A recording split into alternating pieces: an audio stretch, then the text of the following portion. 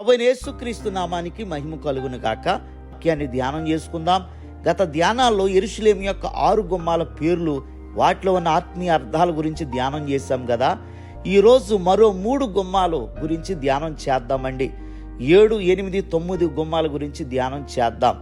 మొదటిగా నెహెమ్యా గ్రంథం 3:26 7వ గుమ్మం గురించి వ్రాయబడి ఉందండి. 7వ గుమ్మము పేరు నీటి గుమ్మము. ఈ నీటి గుమ్మం దేనికి సాదృశ్యంగా ఉంది అంటే, పరిశుద్ధ బైబిల్ గ్రంథంలో నీరు దేవుని వాక్యానికి సాదృశ్యంగా ఉందండి. నీరు దేనికి ఉపయోగిస్తాం? త్రాగటానికి, అలాగే స్నానం చేయటానికి ఉపయోగిస్తాం కదా. యేసుక్రీస్తు ప్రభువారు చెప్తారు యోహాను సువార్త 4:13 నేనిచ్చు నీళ్లు త్రాగేవాడు ఎన్నడూ కూడా దప్పికొనడు. అలాగే యోహాను 7:38 కూడా ప్రభువారు చెప్తారు, నా యందు విశ్వాసం ఉంచేవాడు లేఖనం చెప్పినట్లుగా వాని కడుపులో నుండి జీవజల నదులు ప్రవహిస్తాయి అంటాడు. అంటే ఎవరైతే దేవుని యొక్క వాక్యాన్ని ప్రతిరోజు నీళ్లు త్రాగినట్లుగా, మరి ప్రతిరోజు వాక్యాన్ని పఠిస్తూ పాటిస్తూ ఉంటారో వారి హృదయంలో నుంచి జీవజల వాక్కులు ఓరతాయి. ఆ మాటలు అనేకులకు ఆశీర్వాదకరంగా ఉంటాయండి. కాబట్టి నీటి గుమ్మము దేనికి సాదృశ్యంగా ఉందంటే, దేవుని యొక్క వాక్యానికి సాదృశ్యంగా ఉంది. మరి నీరు దేహాన్ని శుద్ధి చేసినట్లుగా దేవుని యొక్క వాక్యం మన హృదయాన్ని శుద్ధీకరిస్తుంది, ఆత్మీయ ఆకలి తీరుస్తుంది, దప్పిక తీరుస్తుంది దేవుని బిడ్డలారా. అలాగే మరొక గుమ్మము, 2వ గుమ్మము 3:28 మనం చూస్తే కనుక ఇది 8వ గుమ్మం. ఈ గుమ్మము పేరు గుర్రపు గుమ్మము అన్నమాట. గుర్రము యుద్ధానికి సాదృశ్యంగా ఉందండి. ప్రతి క్రైస్తవుడు కూడా ఒక ఆత్మీయ సైనికుడు వలె ఉండాలి అని ఈ గుమ్మం తెలియజేస్తూ ఉందండి. అపోస్తలుడైన పౌలు గారు సైనికుడితో పోల్చి విశ్వాస గురించి మాట్లాడతాడండి. 2వ తిమోతి పత్రిక 2:4 సైనికుడి వలె మనుషులను సంతోషపెట్టే వారంగా కాకుండా ఈ జీవన వ్యాపారంలో చిక్కుకోకుండా ఉండాలి అంటాడు.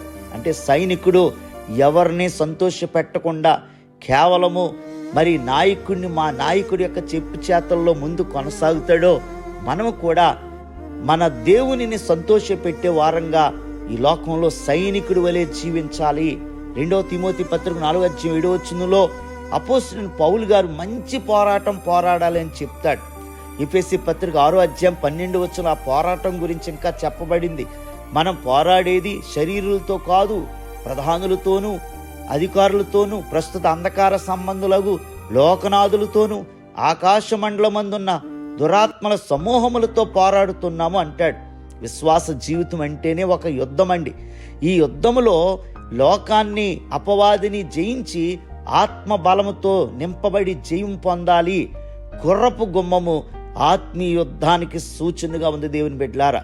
మనం ఒక ఆత్మీయ సైనికుడి వల్లే ప్రతిరోజు బలాన్ని తెచ్చుకుని లోకాన్ని, శాపాన్ని, పాపాన్ని, అపవాదిని జయించి శక్తివంతులుగా నిలబడాలి. అలాగే 3వదిగా మరొక గుమ్మం గురించి మనం చదువుతాం. నెహెమ్యా గ్రంథం 3:29 9వ గుమ్మం గురించి చదువుతాం. ఆ గుమ్మము పేరు తూర్పు గుమ్మము అని వ్రాయబడి ఉందండి.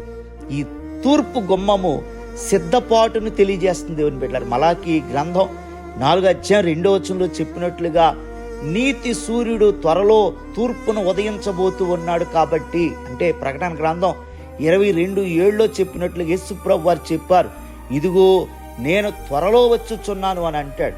ఎందుకంటే యోహాను సువార్త 14:3 ప్రకారంగా నేనుండే స్థలంలో మీరు ఉండులాగున మరలా వచ్చి మిమ్మల్ని తీసుకొని పోవదును అని చెప్తాడు. తూర్పు దిక్కు సూర్యుడు ఉదయించే దిక్కు కదా. అలాగే నీతి సూర్యుడైన ప్రభువారు వచ్చే దిక్కు తూర్పు దిక్కండి. సూర్యకిరణాలు పడే మొక్క ఎలాగైతే ఆరోగ్యంగా ఉంటుందో, అలాగే మనం ఎప్పుడూ కూడా దేవుని ముఖాన్ని, దేవుని ప్రసన్నతను చూస్తూ ఆరోగ్యంగా ఉండాలి, బలముగా ఉండాలి. మలాకీ 4:2 అదే చెప్తాడు, నా యందు భయభక్తులు గల మీకు నీతి సూర్యుడు ఉదయించునని వాగ్దానం చేశాడండి. తూర్పు గుమ్మం ఎల్లప్పుడూ కూడా దేవుని ముఖాన్ని చూడమని, దేవుని సన్నిధిని వెదకమని తెలియచేస్తుందండి. 3 గుమ్మాల గురించి మనం ధ్యానం చేస్తాం కదా.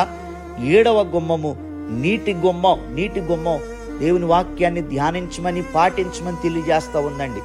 8వ గుమ్మం గుర్రపు గుమ్మం. క్రైస్తవులమైన మనం యుద్ధ సైనికుల వలె ఆత్మీయ యుద్ధంలో, పోరాటంలో ఉండాలి, గెలవాలి అని తెలియజేస్తూ ఉంది. 9వ గుమ్మము తూర్పు గుమ్మము.